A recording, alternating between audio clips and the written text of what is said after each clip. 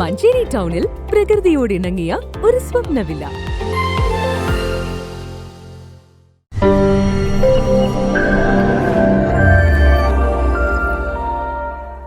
മഞ്ചേരി നഗരസഭ 2024-25 വാർഷിക പദ്ധതിക്ക് മുന്നോടിയായി സംഘടിപ്പിച്ച വികസന സെമിനാർ പ്രതിപക്ഷാംഗങ്ങൾ ബഹിഷ്കരിച്ചു.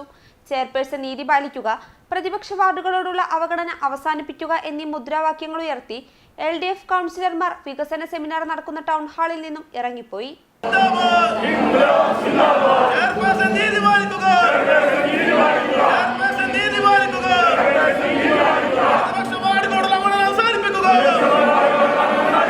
മഞ്ചേരി ടൗൺ ഹാളിൽ നടത്തിയ വികസന സെമിനാറിൽ വൈസ് ചെയർമാൻ VP ഫിറോസിന്റെ അധ്യക്ഷ പ്രസംഗത്തിനു ശേഷം നഗരസഭാ ചെയർപേഴ്സൺ VM സുബൈദ അധ്യക്ഷ പ്രസംഗം ആരംഭിച്ചപ്പോഴാണ് ചെയർപേഴ്സൺ നീതി പാലിക്കുക, പ്രതിപക്ഷ വാർഡുകളോടുള്ള അവഗണന അവസാനിപ്പിക്കുക എന്നീ മുദ്രാവാക്യങ്ങൾ ഉയർത്തി LDF കൗൺസിലർമാർ വികസന സെമിനാർ നടക്കുന്ന ഹാളിൽ നിന്നും ഇറങ്ങിപ്പോയത്.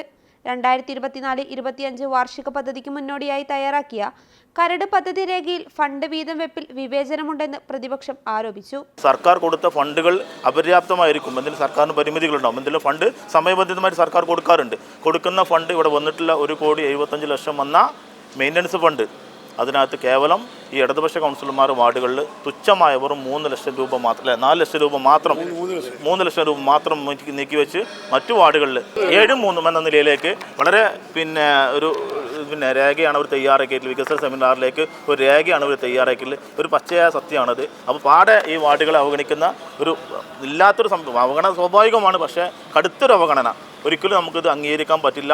കാരണം ഞങ്ങളെ സംബന്ധിച്ച് ജനങ്ങൾക്ക് ഒരുപാട് വാഗ്ദാനങ്ങൾ കൊടുത്തിട്ടുണ്ട്. വാർഡിനകത്ത് ഒരുപാട് തകർന്ന റോഡുകളുണ്ട്, ഗ്രാമീണ റോഡുകളുണ്ട്. പക്ഷേ ഇവർ ചെയ്യുന്നത് സർക്കാർ വിരുദ്ധത്തിന്, നിയമത്തിന് വിരുദ്ധമായി വീതം വെപ്പ് സംവിധാനമാണ്. അതിനകത്ത് തന്നെ നമ്മളെ അവഗണിച്ചതിലാണ് ഞങ്ങൾ പ്രതിഷേധം അറിയിച്ചിട്ടുള്ളത്. LDF പിന്തുണയിൽ വിജയിച്ച 28ാം വാർഡ് കൗൺസിലർ സമീന LDFന്റെ ബഹിഷ്കരണ ആഹ്വാനം തള്ളി. News bureau, Manjeri.